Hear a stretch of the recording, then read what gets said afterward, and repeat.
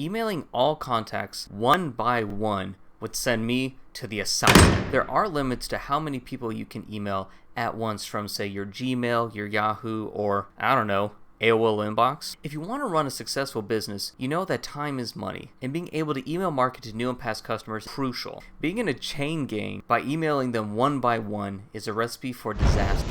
Let's dive into how to use ActiveCampaign for email marketing. In this video, I'm going to show you how to add contacts to your ActiveCampaign account, how to draft an email from scratch, and then how to properly send it. I'll cover best practices so anyone at any level can jump right in. You'll need an ActiveCampaign account handy, so if you don't have an ActiveCampaign account, in the comments below I have a link so you can go ahead and get yourself started. Before we jump in, we need to do a little bit of groundwork. Let's call this segmentation. Say you have 100 email addresses that you have. Who are they? Are they contacts?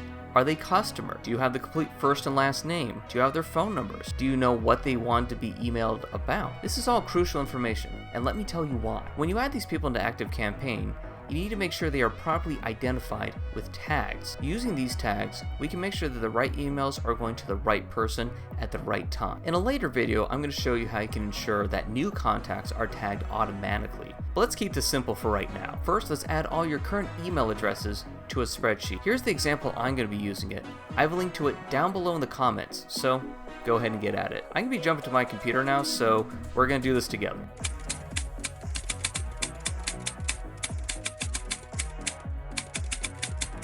So here we are in the spreadsheet. As you can tell in the spreadsheet, we have a couple different named columns, and it's super important to make sure your columns are named. And again, this spreadsheet, I'm actually gonna have down the comments just so you can grab it. It's a little bit easier that way. We have first name, last name, email address, and phone number. I also have two tabs, contacts and customers. When it comes to, say, migrating to ActiveCampaign, it's always good to make sure you have people a bit separated from the get-go, because sure, all customers are contacts, but not all contacts are customers. So once you fill this out, for example, Dane Schwabe, that's me by the way.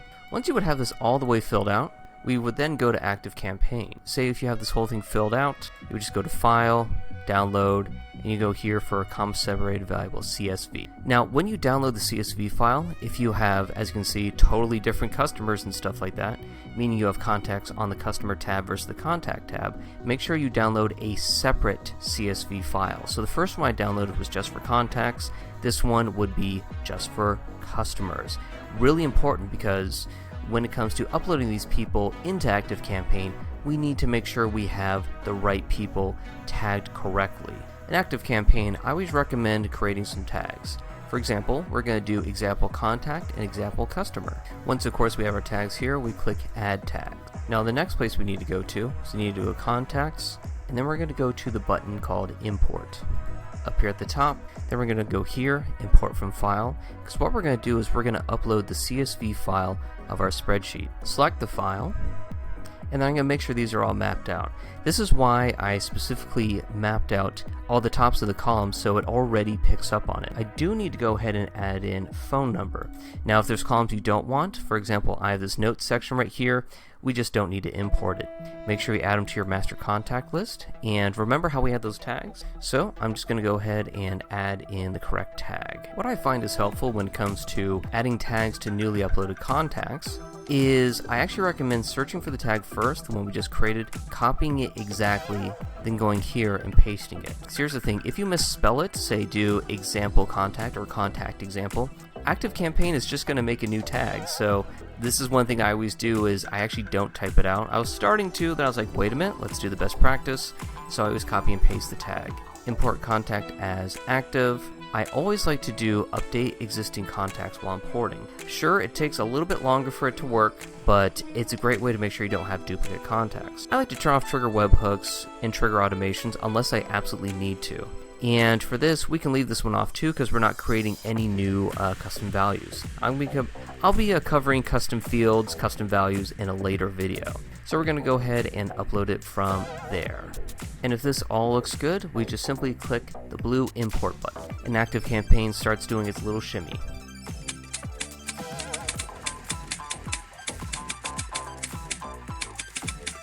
With new contacts added in, let's create an email. In ActiveCampaign, you go to the email button, go up here to campaign, and we're going to click this nice beautiful blue create a campaign button. Now the first thing it's going to ask is to name the campaign. I typically recommend doing a naming convention such as the subject line, date it's going to be sent, and also if possible to who. So for example, open this now, 9/25/2023, new contact Will. That kind of gives me a good idea about what type of email this is. Now down here, we're going to select standard. These are other options, and I personally think it's better to do these in automations, such as automated emails, date-based, autoresponder. I think campaigns in ActiveCampaign just do better with standard. In another video, I'll be explaining how to do split testing and the best ways how to do so, but right now, let's just stick with standard. So, we're going to click next. Now we need to select who we're going to be sending this to. So, I'm just going to do my master contact list. A thing I want to bring up is as soon as you select a list, you get to segment. So say for example, I'm sending my email to new contacts. Well, we should probably exclude people who are customer. You would just simply go down here, create new segment, and you can select, say if you know that people have a certain tag for being a customer, or heck, even this is a good example. Say for example, I want to exclude people who have booked a call because this email is going to be for new contacts. Tag exists that. So what I want to do is I don't want these people, does not exist. That way the people who do have that tag are not in the email. And if this is the segment I'd like to have, I would click done. I'm just going to skip that for now, but now you know. We're going to click on to next. Now before we can actually design the email, ActiveCampaign does give us a few options. There's email designer, classic designer, text only, and custom HTML. Text only is literally just text. So say if you have a transactional type email that you want to make sure has great deliverability, you would do text. If you are competent with HTML and you want to custom code something from the ground up, you'd select here. You do need to know HTML. In this video, I'm going to be going over the current email designer and also the classic designer. So we're going to start right here with email designer and click continue.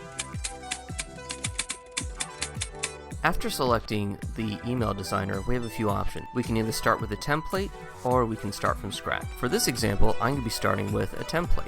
We're going to do a new blog post. Now, the first thing it's going to ask you the from email address, the reply to email address, and the subject line. Sometimes it is possible you don't have a subject line nailed down. What I do is I just type in NA.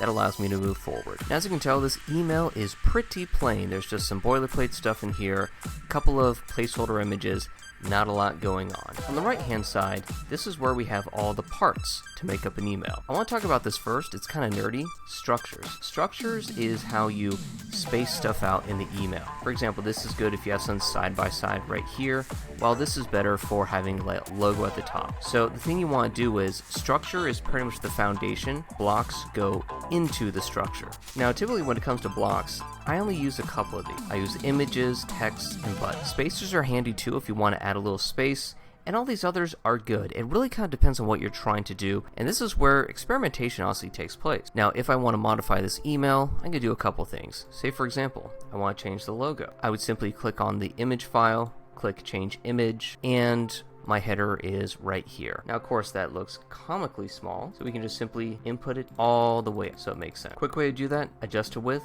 and responsive image. When it comes to the buttons, I always love to format buttons. I always like to make sure I change the button color to whatever makes the most sense, say for my brand. And when it comes to the email copy, typically what I do is I do not write in here. I'll typically have a Google Doc with the email copy and paste into here. Now, say for example, I'm going to make this a YouTube video email letting people know that there's a new YouTube video. Obviously you're watching this on YouTube, so hey, this is a little wink wink nudge nudge to join my newsletter, because this is what I do. I create emails and I let my subscribers know that there's a new YouTube video available. So I'm going to go ahead and build this out.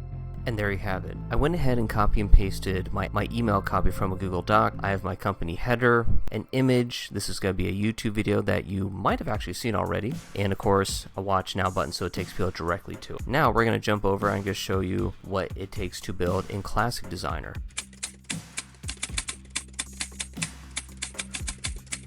I've been using ActiveCampaign for 5 years. Like last time, I'm going to be using a newsletter template. So let's dive in. Now this part, I'm going to be showing you how to use the classic email designer. Parts of this are going to be the exact same as just what you saw. For example, we select a standard email. We select who we want to send the email to. That's the same. It's just right here, we click classic designer. And just like last time, we can start from scratch or we can use a ready-made template. Now typically what I do is I actually already have a saved template. So for example, I want to use that because I want to send that email we were just talking about. Subject line NA. As you can tell, when it comes to the design standpoint, the tools are similar but not the same. That whole structure menu, it's gone. It looks pretty similar. The real main difference between Classic Builder and the current builder is that there's no structure. You just have block. Now that's okay, and honestly, as I mentioned, I'm used to using this one. You have to be careful though, because sometimes when it comes to bringing in a block, you can accidentally do that. The nice thing about the structure approach is you can easily create columns. With the old builder, you have to be very careful because it gets a little chuggy on that. So say for example, I want to have these two columns, I have them right here. But when it comes to adding in email copy, adding in images, building buttons, it's honestly the exact same. Since I just showed that, I'm going to save you guys the time and we're going to move on to the next part, which is the email summary.